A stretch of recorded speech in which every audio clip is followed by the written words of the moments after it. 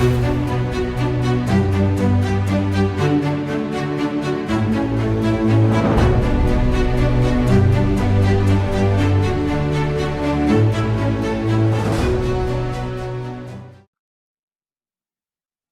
right, we're recording. Mr. Vince Taylor, how you doing, man? Hey man, I'm good and happy. Glad to be here. Good, man. Good. You're here in Florida with me. Absolutely, not too far away. Yeah, you're down at, where are you at? Pembroke Pines, I think. Pembroke Pines. Yeah, that's a nice area. It's pretty nice. I've been out here for like 26 years. Yeah. Not a little bit longer. Phew. Oh. Now it says here you were you in the military? I was not. My brother was stationed in the military Okay. for a lot of years, But you especially in did some Germany. work. You did like some weapons specialist work or something like that. Exactly. I went to Berlin to Okay. visit him, and this was back in 1970.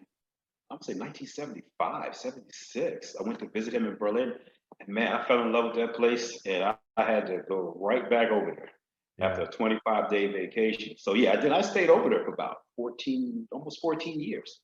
Yeah. Now it says you did like weapon stuff. I mean, can you talk about that stuff? What did you so you were a Absolutely. civilian work Right. or what? Okay.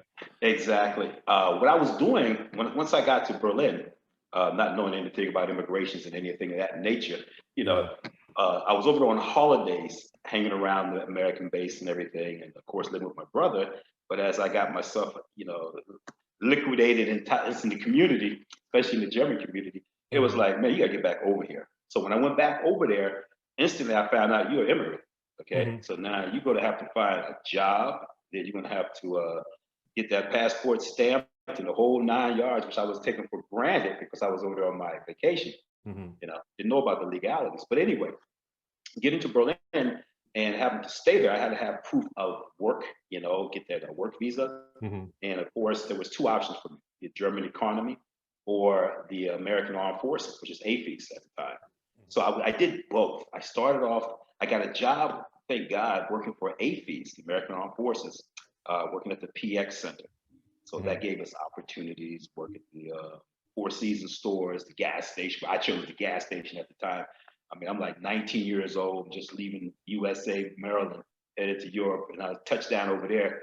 I'm working at the gas station because that job, working with the Americans, provided me with a ID card. And then, of course, status of forces agreement with the American forces. I was able to stay in country under the American forces agreement, so I didn't need any type of German authority or work visa anymore. But now the jobs were, kind of hard to get because now you're talking about AVs and PX and stuff like that. So I was working at the service station for a while, and then this lieutenant came by and was talking to me. I was playing basketball on the weekends. Wasn't really bodybuilding, didn't know anything about it. So I was doing some little pump work, and this little lieutenant came by. He said he saw me in the weight room one day, and he's asking me, what I was doing, and I was working here. And he said, "Listen, I got a job down here at the firing range. If you would be interested in that, So that's how that got started. I went to this indoor firing range, which happened to be at the legendary, totally political station in Berlin, which was the Parks Range, which they called Doughboy City, Ultimate Fighting Urban City back in 1974, 75. Mock-up cities, which just see that type of terrain that they're doing now.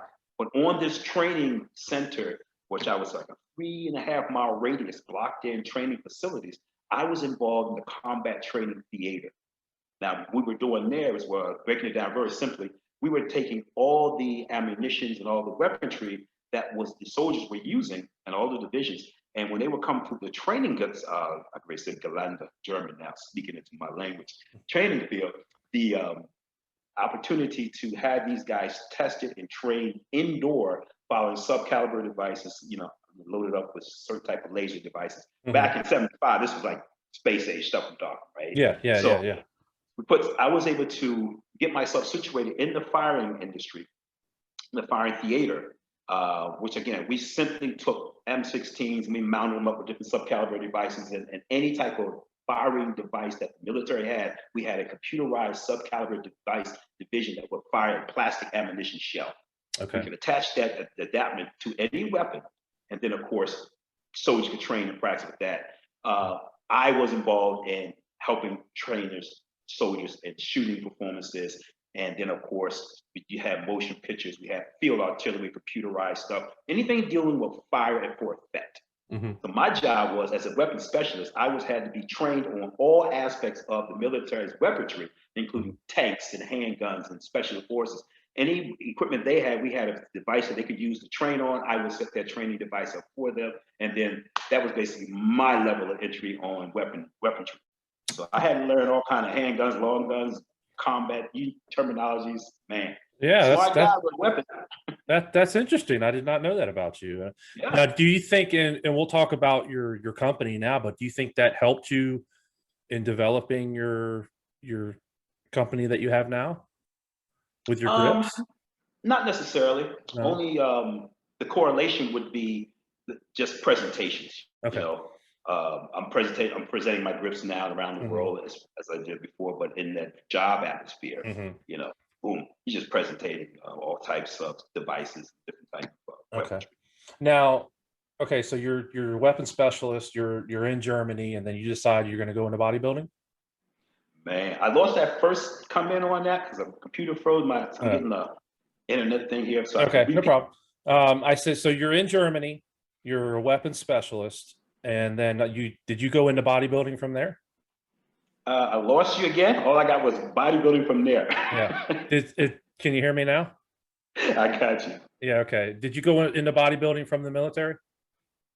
No, because you got to understand, being in Berlin, I started bodybuilding in 1984. So this is some 10 years later. Okay, after I've been bodybuilding in Germany, and as I was doing as a regular, just going because I was not in the military, and at that time I wasn't working with AFIs either. You know, I didn't have that job, so I could not go into the gyms or anything. So technically, all I was doing was doing side weekend basketball games. I could sneak into the gym with some soldiers every once in a while. And when I noticed upstairs, when I would come into the gym and sneak on the stairwell, well, upstairs they had a weight room, which I didn't know. So as the weeks and times and months went by, when I was sneaking in the gym playing basketball, one day I went upstairs and I saw some guys training. It was like, wow, bodybuilding, you know? And that's where it all kicked in. That was right around 1983, end of 83. That's when I started bodybuilding. You know, I wasn't in the Army. I was just doing my moving around. Now I'm over there looking for something to do as far as sports. Found bodybuilding. Then I just started training a little bit in 1984. Yeah. Now, who at that point, who's kind of dominating the scene? Who's winning the Olympia then? I don't have it pulled up here. 84. Man, I didn't know nothing about the Olympia back in those days. Yeah, I was wondering. Trying to figure out 84. Lee Haney. Yeah, Arnold was done. Arnold was done. Yeah. Exactly. I got my bite when I went down to Munich to see that Mr. Olympia. I watched Lee Haney, Samir Benouk, Berto Fox, which I thought looked phenomenal because I was a fan of Berto Fox at that time. Didn't know the other guys, didn't know Lee Haney, I didn't know Samir. But when I saw that Mr. Olympia in Munich, man, it was amazing for me. I'm like, I gotta do some bodybuilding. This is so cool. Yeah. And bro, I was doing some research. I research everybody that I interview. You're gonna be 65 this year? Yeah, man. Next month. Man, that is amazing. Bro. That is amazing. Because I watch all your videos you post and your workouts and stuff with your grips, and it's like, bro, the size of your arms still are amazing. those grip strengths work, I tell you. The grips work. Let me tell you, all I'm doing is cultivating. You know, keeping that system right and balanced. Yeah. I lost you, baby, but got you back. But yeah, man, the arms, the body's kind of, I haven't been training for the last 5 years per se, 4 to be exact. You know, my type of training was just going in, learning how to use my grips a couple of years ago now that I've gotten these. And what I was simply doing was just maximizing my training and trying to keep active by going and using the cable machines more than anything else. You know, I was getting away from the dumbbell barbells and stuff. And I started doing resistance training using the cable machines. And then as I found out how to work with my grips, I created my Vince Taylor lightweight resistance workout program, you know, with these grips to work with lightweight resistance training. And that has been my approach to training for over the last almost 3.5, 4 years. I'm in the gym maybe once or twice a week. Okay, that's a mental thing. I can't get back in there. Yeah. All right. So you do now what's the gym that you train at down there? It's obviously it's not your gym. You don't have a gym. Right. Actually, it's Renzeni Sports and Conditioning. Oh, That's okay. actually Dave Renzeni owns it. Him and the Rock, Yeah. tight, Yeah. So Dave's a good friend of mine, and he let me come out to the gym, and I started working out a little bit, trying to get my groove back. After months and months of not training, it's like, let me go find some place to train. So Dave was like, "Vince, you come on out here, man." I started going out there a couple of years ago on a regular for about a week and a half, 2 weeks, 3 weeks, trying to get my groove. Then I found out that I just not tied up to be training no more, man. I don't even want to touch those weights. That's been my attitude about 2.5, 3 years now. Yeah. Now, go back a little bit. You held the record for the most wins for a while until some guy named Ronnie beat you. Absolutely. Yeah. Absolutely. And you had what was your total? 24, I think you had? 22. The 23rd one would have been the class win, so I wouldn't count that class win at my last Masters. I got 22. LeBron got 21. For years, he's been saying he got 22, and people have been telling me, LeBron, he's got the record. He's beat Vince. Kevin's got 21. I got 22. Yeah. I had the record before anybody got close to me. I stopped. Then Ronnie came along, and Ronnie kept going. And of course, Dexter showed up, and he kept rolling.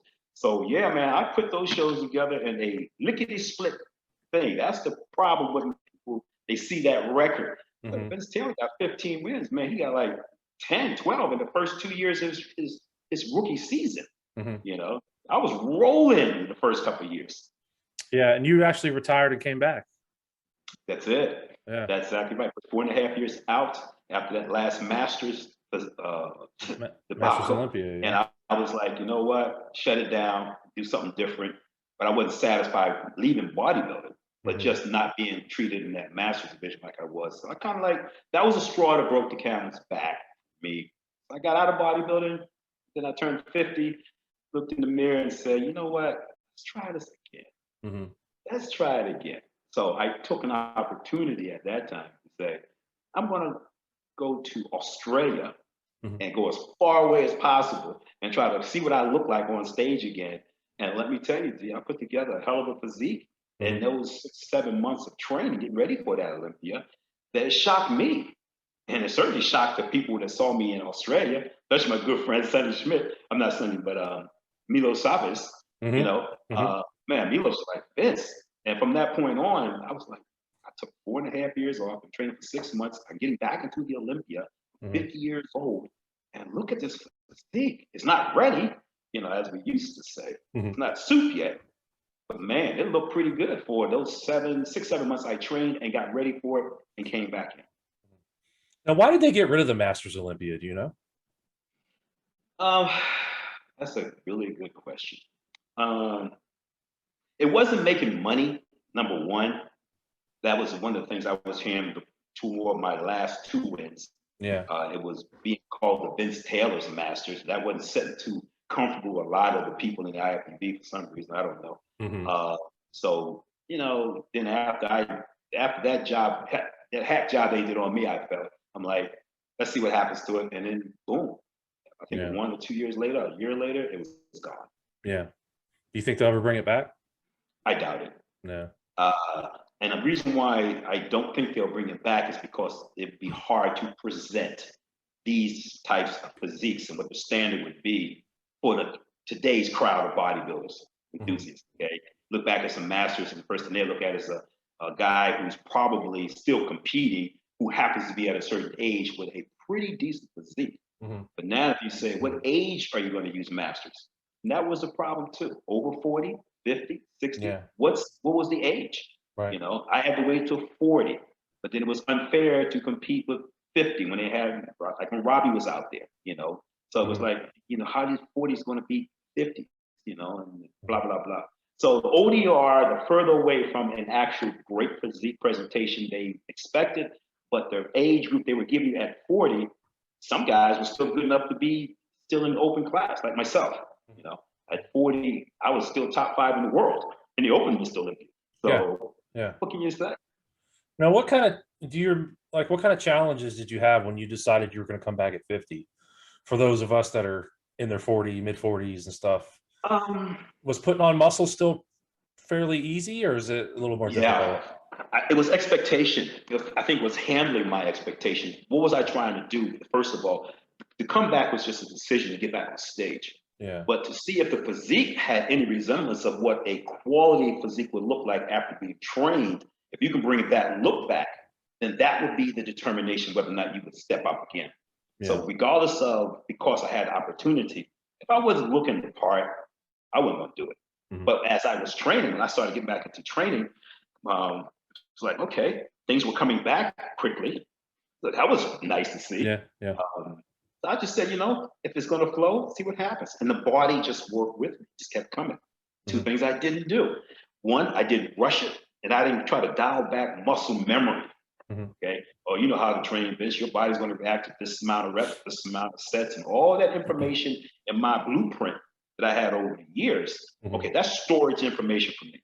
When I got back into that saddle, I'm going to start this game again. I'm like, okay, how does X amount of reps, X amount of sets work for your physique right now in a rest recovery period? Those are the steps I took. And when I saw what I was doing and adjusted that, which wasn't too far off what I normally would do, then it was like, okay, this seems to be, you have that information, it's retainable, just use it smart, It's not about that. What did you learn? You don't need to go heavy all the time and try to gain size. So in my return, I started doing different exercises, lighter weights, different range of daily training. Sometimes I would train twice a day. Then I kicked it back to once. Like I kind of like doubled up. So I kind of did a variations of things that I've already done, tapered it down, took a comfortable ride to that type of preparation, and it worked fantastic. Mhm. And you never were, everything I've read, you never really were a heavy lifter, right? Not a strong guy. That's the Yeah. whole thing. Yeah. Not a strong guy at all. More volume. Basically volume, and not necessarily a lot of volume, but if it was volume, it's controlled volume. Mhm. Okay, I stuck to my legendary Joe Weider push-pull training system. Mhm. Okay, that was my my details. Okay, Mhm. and it didn't have to very far from that system. So once I dialed into how that system worked for me, using that same pattern working out, man, everything was just smooth sailing. Yeah. Had a detail, had a plan. Mhm. How was your relationship with Joe Weider? Joe was a character. I mean, I didn't Yeah. know Joe that well. I would always, even nowadays, I always laugh. Joe would always see me and, hi, Vince, how you doing? The next minute he'd turn around and say, hey, Vince, and JJ Marsh, how you doing? He would call me JJ Marsh. I used to laugh about that all the time. I said, Joe, you don't even know who I am. Uh-huh. But Joe was a good guy. Before meeting Joe, you always hear people talk to you about Joe Weider Brothers and all that. This was the excitement of getting into bodybuilding. Mhm. When as a young guy, man, when you got the nod that you were going to be part of the IFBB, and you started meeting the individual players. Well, man, Joe Weider was like, hey, you got to meet Joe. Took me a while to meet Joe. Mhm. When I did, Joe was very cordial, very nice. One of the meetings I recall with Joe, too, actually, was at his home where we did a photo shoot. Myself, bless his heart, Momo Benaziza, and who else? Me, Momo, and oh God, I can't think of it. I gotta ask my wife.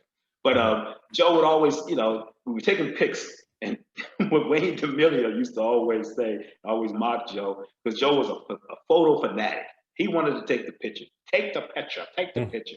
Okay, on a photo shoot. So I was going up there, and I remember Wayne telling me, Joe wanted to take the picture. It wasn't even filming the camera, but just take the picture. So we were at a photo shoot at Joe's house, me and my wife, and that was really cool because I had just finished. I think I won something at the Arnold's or something really popular. My steam was up, I guess you could say. So we came out to do a photo shoot. He was really cordial then, and then I can speed that forward to a phone call I got one morning, getting ready, preparing for the Arnold Classic '93, '93, I think it was, when Flex won. No, Leveroni won that show. I was preparing for that show, and I recall I got a call to come out to do a photo shoot. And I was like, you know what? I'm like weeks away from my competition at the Arnold. I am not flying out to California for no photo shoot. Might interfere with my prep. So I'm not going out there. I'll simply do photos at the back of the stage after every event like we always do. Mhm. So, man, what did I say that for? I got a call from Joe some kind of way. Somebody went back and told Joe Vince wasn't going to do his photo shoots. I got a call from Joe one morning, and like I said, I hadn't talked to Joe but one time, and I got on the phone early. I'm eating breakfast. Phone rings. I'm looking at the ID on Waiter headquarters. Picked it up. Hello? Hi, that's the Joe Waiter. Wow, I'm just like, wow, this is Joe Waiter. I'm sitting up. I got my drink on the table. You know, my favorite Coca-Cola, my eggs, and my bacon. I'm sitting here waiting to get ready. And first thing Joe leveraged to me was, Vince, what am I paying you for? Oh, what's going on, Joe? And he started running down some complaints they had about me that I wasn't fulfilling my contract agreements. Mhm. And he was ticked about that. I'm like, but Joe, somebody's giving you the wrong information because you're saying I didn't do any guest posing, just did that Terminator routine. And my availability for posing due to my contract, which is like 12 appearances, they got sucked up right away. As soon as I finished that routine, everybody wanted to see that. So I was finished my obligations to that contract, let's say about 3 months in. Yeah. Okay, I was everywhere just posing. But that was one of his hangups. He was told I wasn't doing things for I wasn't doing photo shoots, I wasn't posing.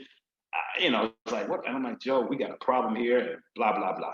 So that was a big blow up because it depended on this. Come to California to do them this store. I mean, your photo shoots. If you don't, you're gonna have some issues about getting a contract at the Arnold's because you want it. If you want it again, I wanted more money. So I was betting on not signing a contract, a Weeder contract. So if I win the Arnold's again, then you have to up my money. That's the only bargaining tool I had. So I felt that I'll win the show, I'll sign my contract papers, and then after the show. See, the thing about it is they don't offer you a show. Joe doesn't offer a contract to you until he's ready. Now, it's usually after the event. Right. Okay. So I'm like, okay, I'm going into a show with no contract. Now you're telling me you're pissed at me because I haven't been doing photo shoots and I haven't been doing my exhibitions, I haven't been keeping up my contract obligations, which is all false. Now I'm going to the show and I'm not a Weeder guy. Okay. So then it came up. I hung with Joe. We were going. Wayne DeMillia calls me back shortly and lets me know that if I'm not a Weeder guy, man, that contest could be very interesting if it's close. You know, if you're not on board. I said, well, here's the deal. I'll talk to Joe after I win the second time at the Arnold's. Okay, that's the way that's gonna go down. And until then, don't bother me about nothing. I'll do photo shoots after the event. So the event went on, as you know. I knew I won that show, my second Arnold's. They gave it to Kevin. They said I lost by a point. I didn't believe that, but you know, it was what it was. But I recall Wayne DeMillia telling me on the phone that morning after Joe called me about not being on contract, and those words stood out to me. Vince, if you're not on contract, that show is close. You're not a Weeder guy. Could be some problems. Yeah. I said, what happened? Sure as hell, it was some problems because I lost that show, as they say, by a point. Wow. I'm like, okay, thanks, Joe. Now, what was Vince McMahon's thing? WBF? Yeah. Did they contact you? They did. Yeah. It was funny too. I was waiting for a while. I heard it when it first hit the scenes, right? I heard about Aaron Baker. He got a Batman role, and the guys they were looking at, Tom Platz was going to be contacting people.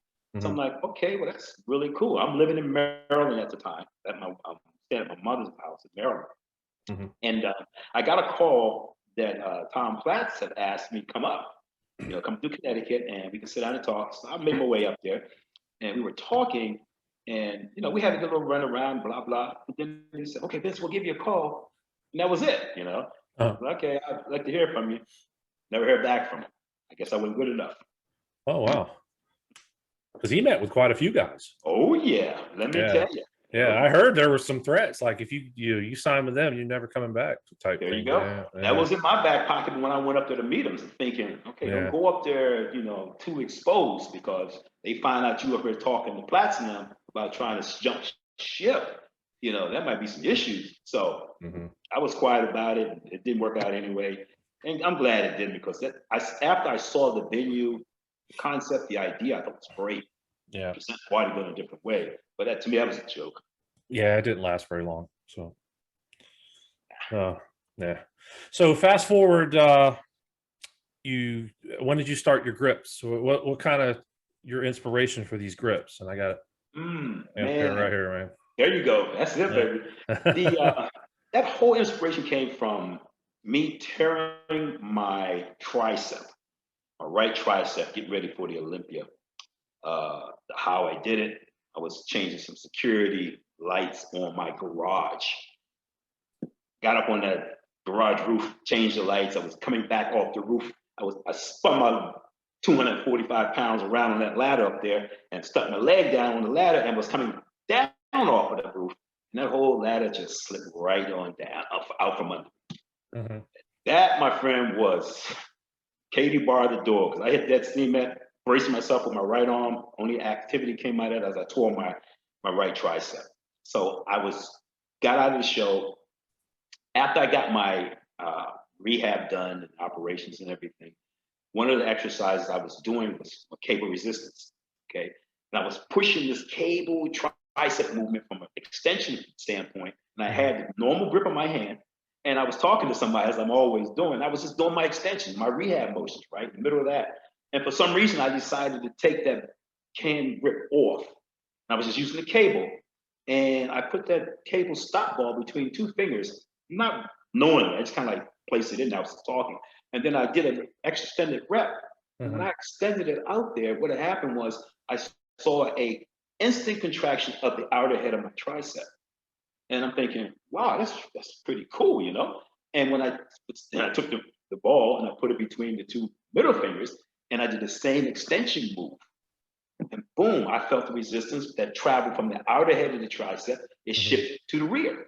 And that was like, this is nuts. Now, mind you, I got an inner head tear here on this part of this tendon. And this is what the area I was rehabbing. And when I put that ball between the pinky finger and the other finger and did that same extension, I had instant tendon activation on that muscle that was torn. So it was like, wow, I'm doing this motion to rehab that muscle, but I'm getting all three heads activated with a closed fist.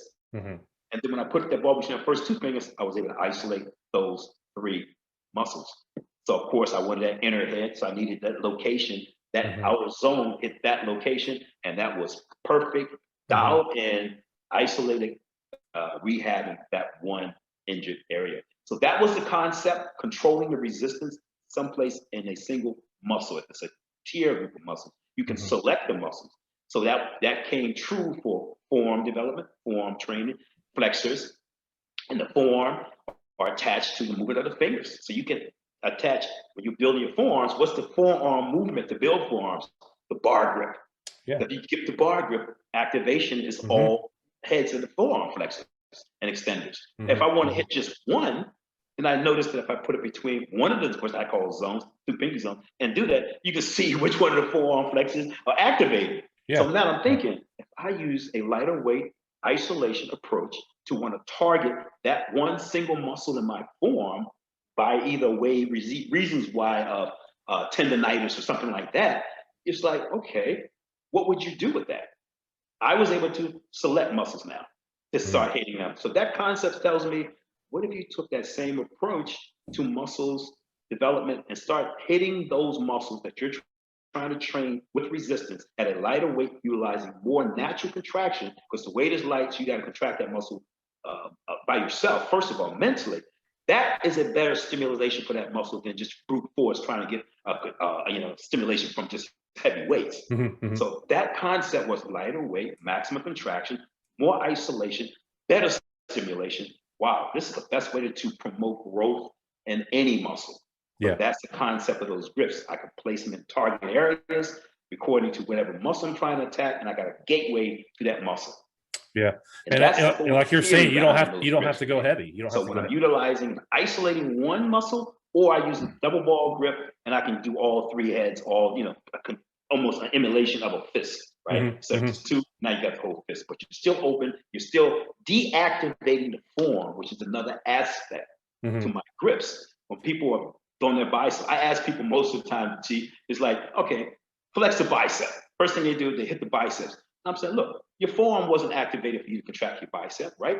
But why do you have to activate your forearm to train your bicep? The only reason you're doing that is because you have that fist grip. You're instantly activating as soon as you make that grip. So now power generation, getting to that bicep, has to first go through the forearm.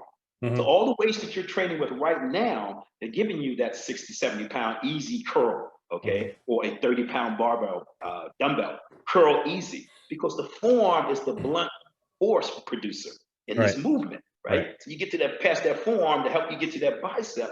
Now, and all that muscle activity going into that forearm should be transformed into that bicep if you can isolate the forearm and go directly to the bicep. And how do you isolate the forearm? Don't make a fist. Right. Open that palm up. Now have the control resistance at the tip of your fingers, and everything in the middle is empty except the muscle required to do the contraction for the movement that you're trying to use. So any muscle you choose without that forearm involved, that muscle for the first time is going to get 90% of the resistance that you're using. Then you'll notice instantly that you won't be grabbing that 30-pound dumbbell. You won't be grabbing that 60-pound barbell with this open palm grip. You're going to be grabbing 15 to 20 pounds, and that bicep is going to be maximally stimulated with that weight. That's the difference between stimulation with lighter weight and heavyweight. And when people see that, then you go like, well, guess what? My forearm is not helping me lift. So now my weight limit has dropped now because I'm not as strong as I thought I was. I'm as strong as that forearm helps me to be. Without that forearm, you lose half your strength. That is true to every exercise you do. Every exercise. So that's why I want people to understand that train lighter, train healthier, train better. You're still training, you're still doing systematically the same thing, but you don't put that type of stress on the muscle because it's not about go heavy, beat it to death, and go hard. Go lighter, last longer, better condition, better quality. Yeah. And I know on your website, and it's all over YouTube, you kind of go over all the things. Now, the different colored ones you have, is that for the size of your hands? Is that right? Okay. Glad you asked that. So the bigger, obviously, I think the red ones are the biggest. The ball itself is only, the max size is 2 inches. Okay. 2 inch, an inch and a quarter, an inch and a half. That's a circumference. That is directly related to the circumference of a barbell. Okay. When you go to a barbell, your hands right now conditionally are fit to pick up those Olympic bars with that 1 1/4, maybe whatever radius that bar happens to be. Okay. You're prone to that building strength capacity, hand strength capacity, and grip strength built by that bar because you're going to that dominant bar all the time. And what I found out is that when you close the radius of the forearm flexors, right, that is going to isolate more power going through the forearm with a smaller grip, finger grip, than a wider one. Okay. So when you wider grips, now what you're doing is you're asking those forearms to attack that resistance and to control it, or even your hand strength to get that titanic strength. You're using a bigger radius. Now you got a longer range of motion to go through and hold to create more power. Smaller ones, it's more compact, you get there quicker. The bigger the grip, the fat grip, you notice the difference that happens in the forearm, that type of pressure. I'm giving people a chance to develop better flexation and strengthening fingers and the controlled hand by utilizing a step up version from a certain radius of that ball to the next. And you don't see it until you actually hold the bar in your hand. If you have a fat grip bar in your hand, you see how you work with that, you'll see the difference in your training versus smaller bar. Sometimes you get to the gym, most people listening, then when you walk up to a barbell, you grab it, and it happens to be one of those old ones, those thin looking ones. It throws your whole training off. It's like, man, this bar is too tiny. Yeah. You know what I mean? But you're going to be stronger with that tiny bar because you get more contraction around that bar that you're squeezing through. Okay. So my thing is develop hand strength, finger flexation, and also hand power by gradually increasing the radius of that ball so that finger fold is more and more, that crane is getting more and more strength building. It's almost building the finger powers, hand power. Yeah. You can decide small, medium, and large. Now I know when I first started using it, the peaks in the arm were just amazing, man. And like you said, you don't have to use a lot of weight. That's it. You know, you're just getting a nice squeeze, and my arm, the peak on my bicep was just growing, man. It was awesome. Because you think that most people, when I try to get people to see that, it's like what that represents is the amount of constant contraction that you are allowed to generate. Okay, by not utilizing that form. Now, all that contraction for that muscle that you're actually putting into that gripping and squeezing now, you are developing a more dynamic strength building. than you would be doing just pushing something.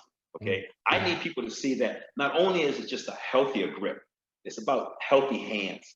Okay. You get people who can't even make a grip because they have rheumatism, arthritis, and stuff like that, wrist problems, and all kind of hand issues.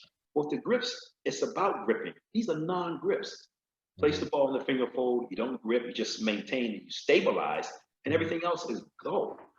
So the beauty of that is, man, it takes all the stress off your hands, fingers. If you can't make a fist to grip a barbell to train, you're not done. Yeah. Put those hands up. Use the Vince Taylor grips, and they fit naturally in your finger fold, just like that. They fit right in the claw. You know, so it's a natural hand grip. Yeah, they're awesome, man. I love them. So, thank you, brother. Yeah. So what's the future hold for Vince Taylor? You got some more products you're working on, or can you talk about it? Man, with the onset of me pushing and controlling the Vince Taylor grips as far as my hand grips control, I also created some finger fold grips as well. They work in the same capacity as the fingers, okay? So I got a smaller ball and resistance to go between the toes, thinking exactly the same way. You look at your development of your calves and your shins, okay? Anything in your Achilles, okay? Anything behind your calf muscle and shin muscles, if you flex your feet, your toes, just flex your toes freely, you'll see activation in your shin. You see activation in the muscles on the side of the calf and everything else. When you train calves, okay, you got one position. You put the heels up, toes down, heels up, and you just go up and down. All you're doing is flexing all the soleus in the muscle, the calf muscle, the shin is getting the reverse when you're pushing it down. My thing here is I can look at the side muscle on my calf and put that ball between the toe and actuate it and start affecting that muscle only on the side of the calf. So now I'm talking about developing a small portion of that calf at a different time versus doing it the normal way, which is everything working from a toe rise. Okay, I'm breaking it down, I'm isolating because I'm going between the toes, that resistance, flex the toes down. You see the movement in the shin, another part of the calf.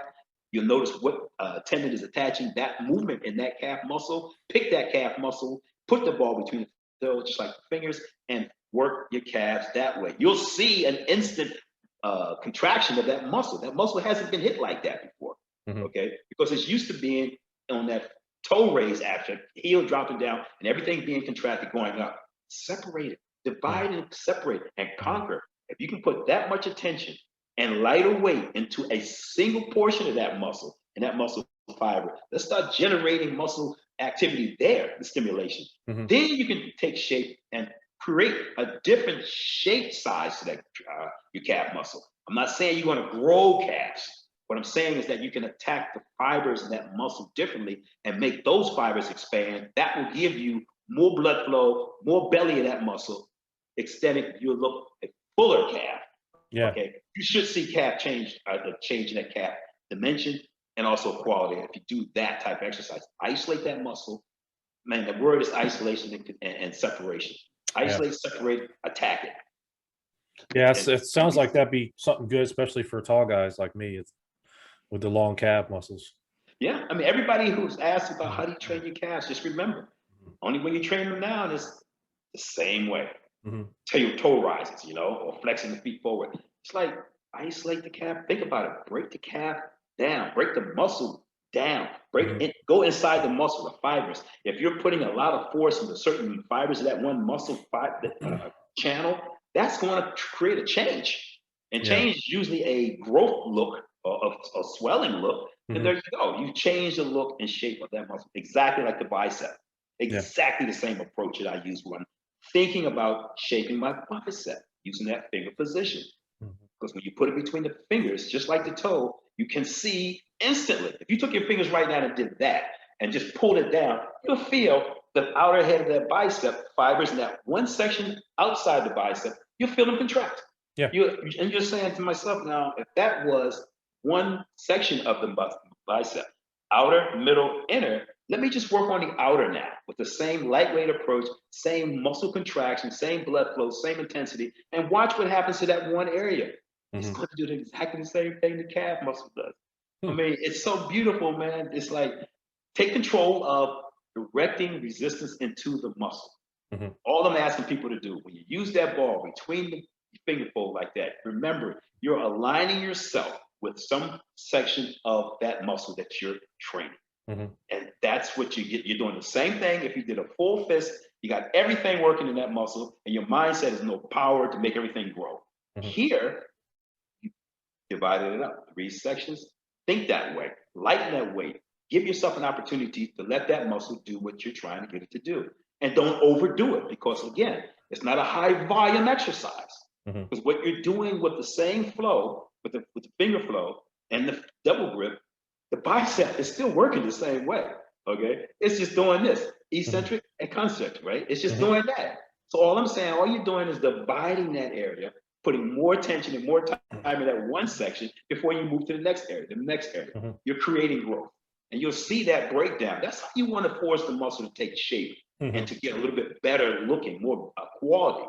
But you people can't get past, no, all I'm going to do is get me a 50-pound dumbbell, and I'm going to add 5 more pounds. I'm going to do the exact same movement. The muscle is not going to do anything different, okay? It's going to be A, B, A, B. So by adding 5 more pounds, what did you do to make that muscle react differently? Yeah. You think that the weight is going to make that jump in your muscle quality. What I'm saying to you is that let's work on the internal portions of that growth factor concept, and let's see how we can increase stimulation. Let's see how we can increase blood flow. Let's see how we can increase the buoyancy of that muscle by staying in that muscle, working with it, stimulating, not annihilating, as my boy Haiti would say. You're stimulating it, let it do its thing, leave it alone. Move to the next, and let that muscle recover, break those cells down, let them recover, and get back on it. Lighter weight. It's about the action, not the weight. Gotcha. I challenge anybody I challenge anybody that watches to go on your website and watch your training videos and look at your bicep at 65 years old and tell me that this stuff doesn't work. I'm telling you, man. And that's the first thing I noticed. And here's another thing I did. And one of the best things is see how you can reconstitute or regenerate a healthy looking muscle after training. Those impact guns, those deep tissue guns, right? Man, I hit most biceps, I hit my chest, I hit my legs on a regular with those things. Okay. It's you can watch what happens after you do that. Your bicep becomes loose, okay, from the tissue, massaging, there's fresh blood in that area. And look at the roundness and the fullness of that bicep or any muscle that you use, right? It kind of regenerates that deep tissue machine. So that took the place of me earlier days. I would do an exercise, my arms, and I massage my calves, massage them right away after each set. Always did that in the back of the day, because I felt that is nourishment, fresh blood. And they went up to 21 inches, or 20-inch calves and 21-inch arms. So I was pretty balanced there, but the key was always massage that muscle, always. And nowadays, exact same thing. Yeah. I interviewed Charles Griffin the other day. Did you see him? Have you seen his arms? You there? You broke up. Oh, I got me? No, you froze up. Yeah, can you hear me now? I got you. Yeah, I said, did you see Charles Griffin? You know him? I don't even know him. Oh, okay. Yeah, he's a pro. So I'm sure you might have hurt his feelings now that we asked you that. Sorry about that. Yeah. How come you don't have your own show? Have you been? I'm sure you've been asked that. Not really. I don't think I have anything to say. I don't think that there is a lot of knowledge you can get from Vince Taylor. And outside of doing what I did for that short little spend of time, who's gonna listen to me anyway? So. You'd be surprised, man. Be surprised. Yeah. Before I let you go, Vince, man, what's your prediction for the Olympics? You still keep up with all that, right? This year for sure. I watched replays of the Olympia.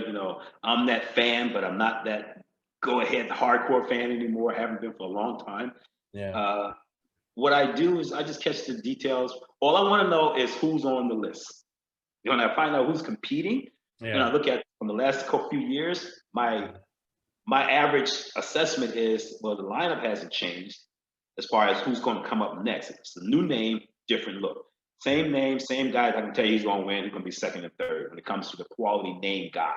Okay. So with this year's coming up right now, I look again at finally Big Ramy friend of mine, I was like, come on, man. We were in Rio together one time at the Arnold's down there, and I was telling him, brother, just get it together, get tight. I'm just waiting for you to show up. All you need to do is dial in, get rid of the size, just bring in the quality, and he finally nailed it. Whoever I think Chad Nichols, they said, was working with him. Yeah. So whatever, that's my boy. I mean, I love that physique because it represents what they wanted out of bodybuilding, but I would like to see, he screwed himself up. What's his name? William Bonac. Yeah. I thought he had the package, man. But again, he went that way. To me, he lost his lines, went too far again. But I'm going with Big Ramy if he is in it. I love that guy. Also, European guy. What's his name? God, he took fourth. Did he get fourth last year? Hottie? Hottie. I like that physique, but he's too blocky for some people. I love the symmetrical little guy like Bonac. Yeah. Heidi's there. And then, of course, Kai Green, I hear, might be making a return. If Kai comes back, I would love to see what Kai look like. Yeah, I interviewed George Farah not long ago, and he kind of indicated that something might be happening. But oh man, if that's the case, I haven't seen Kai in years, but he's always one of my favorite looking looks because of what he brought. Right? He's kind of down there near you. Yeah, is that right? I didn't know that. Yeah, he's down there. Where's Redcon's gym at down there? Up a little north of us. West Palm in the area up there. Yeah, he's over there. Okay. Shit, I gotta get up there and take him. Well, I'll see him on the fly, I guess. But the guy I'm also looking at is what's his name too? He's gonna be a shit. We ain't gonna worry about it. But whatever happens in the Olympia, if you don't get past my man. What about Rolly? I hear, well, Rolly over the years hasn't changed, for me. I don't know. I saw Rolly's physique a few years ago. Haven't seen him on the stage or out there competing. I don't follow that much. But the new names I've seen out there, nothing jumps off the tabletop. So if Rolly does do some things like Ramy, Darlin, that would be great, I would think. That was one of his hang-ups. But I would like to see Bill Heat, man. If he was to do something different. I don't know what if his midsection is like. Is that the death wish there is dead for him? If he can turn that around, because they wrote him off and he didn't look all that great at the Olympia. But I just think he just needed more time to adapt more. He found the direction to get back, keep driving, because that boy's physique was nice, but the way it is being presented right now, it was a kind of disappointment. But he still got it. Yes. I don't know.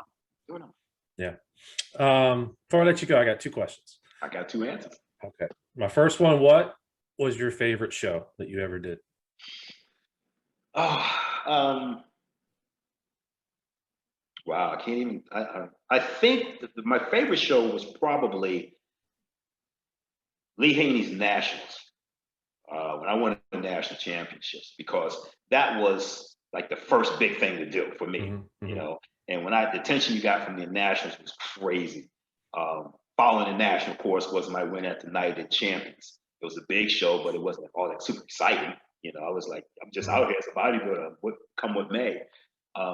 Then the Olympia, of course, after that, top 3 in the Olympia. That was exciting, only because that was the Olympia. So I enjoyed my first Olympia, and then the smaller shows have become the best ones. I think I competed in Denmark over the Grand Prix, and based on that crowd experience that I got, and everywhere I went with that crowd, and especially in Russia, man, those are my favorite shows because the crowd was just, you felt like a superstar. Yeah.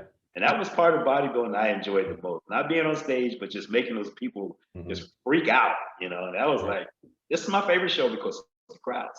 So when I got great crowds, I had great shows. Now, and that was close to my last questions. Do you miss it? I do.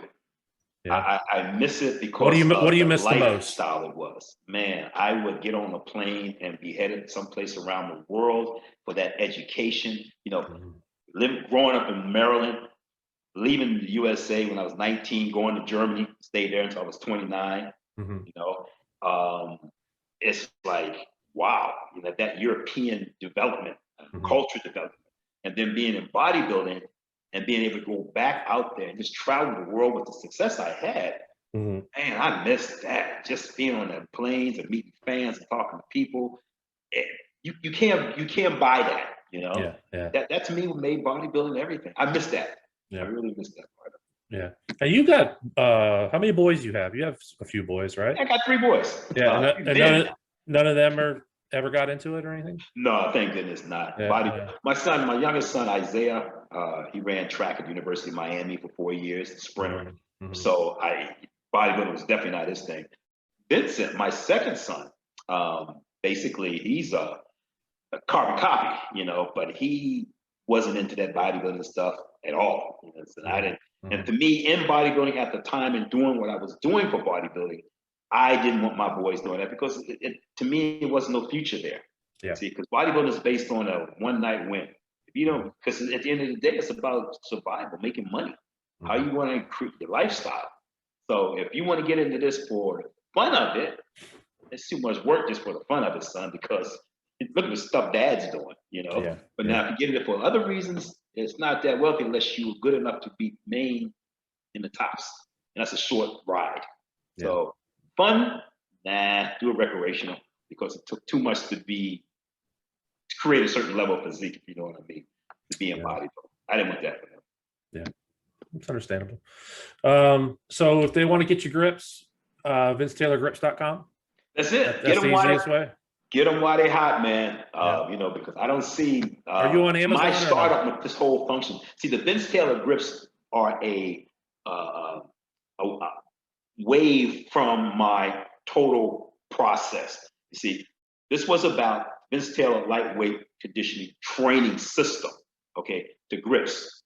Utilizing these grips under this certain type of training between the finger folds. You know, this was a whole process, a principle, lightweight resistance training principle with the Vince Taylor grips. Of course, that would accompany itself with a nutritional aspect, you know, as almost like a pyramid, you know. So you got the grips up here, you got the system of training, Vince Taylor training system, my principle, joint rotation and recoil. That's basically pushing that joint, that's my curling action, joint rotation, recoiling that weight, you know. So that's my principle, and the grips are part of that principle. So it's a system.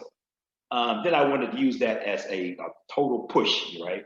And it's not picking up like I wanted to. You know, the grips cells are good, but when Kobe came, it just shut down a lot of things. Haven't had a chance to regenerate, you know, so it's not moving really well. So the concept of regenerating my grips and keep pushing and pushing, I think it might not be regenerated. So it might be, you get these legendary Vince Taylor grips because not too long, they're not gonna be anymore. Yeah. Okay. So get them while they're hot. Get them while they're hot. Well, Mr. Vince Taylor, thank you so much. And you know, yeah, I tell you, this is like a check mark on my bucket list, man. This is I interviewed Vince Taylor. This is awesome. Oh man, make me feel real good, man. I appreciate that. Well, I Next time appreciate it won't be so hard to find trying to get some things going. I'm not too talking about bodybuilding because I don't talk about bodybuilding. Nah, that's okay. I don't talk about it too much. So. Yeah, that's okay. Yeah, that's why I anything you want to talk about, man. That's awesome. So. Oh, I love going back in the day though. I love hearing it. I love hearing those it stories, now. man.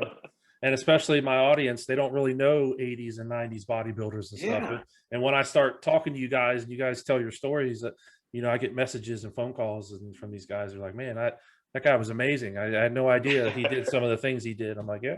Oh man, when I look back real quick, I look back at what I did when people say, well, Vince Taylor was doing this and Vince Taylor was doing that. What are the things they don't know about Vince Taylor? It's like, well, one of the things you don't know about Vince Taylor is this.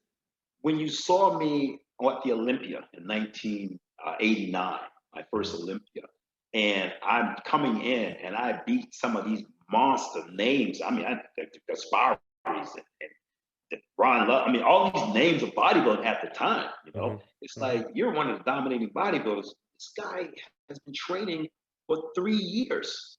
Okay. 3 years ago, counting those days out, this guy was walking up a gym steps trying to see where the weight room was. He started training. 6 months later in his training, he did his first show in Berlin, Mr. Berlin, you know, as a light heavyweight. Yeah. I missed my class because I had a car accident trying to get to the venue. When I went inside, the show was starting. I couldn't even get on my stage. They told me I can go home after dieting for like 3 months on rice and corn, because that's all I knew. I didn't know how to know about bodybuilding. Man, I was on a rice and corn diet and with a little bit of tuna fish for 3 months. I was shredded when I got to that show, right? But now the point of it is, I missed my light heavyweight class. They made me compete in the heavyweight class or go home. Gave me an option. I'm like, hey, I just compete in the heavyweights, and I won.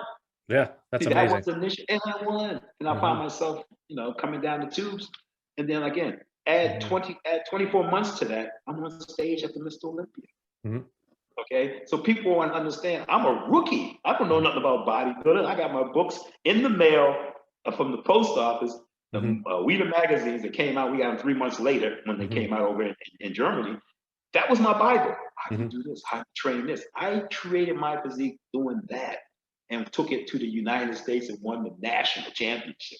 Okay, and then was on the Olympia stage. So when people would start judging my physique about, man, he didn't look that great against so-and-so, or so-and-so was better, he could, like, dude, I've been training for 3 years. Okay, and then 5 years under my belt, I had so many wins, and then I was getting ready to get out of that and start training my age group, over 40s. Yep. That's when the whole thing started changing. So a lot of people got to understand, I was a rookie doing what I was doing, killing them. I didn't have no knowledge. And you know what's ironic is you started out in the 70s working on guns, and now you're still working on guns. Yeah, right. He's the gun man. He's the gun man. I had some calibers for these monsters. Yeah, there we go.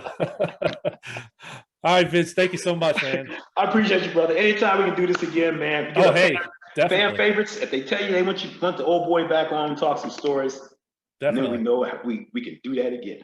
Awesome. Hey, I'll take it. You got it, brother. Thank you so much. All right, have a good evening. You got it. Goodbye. Bye.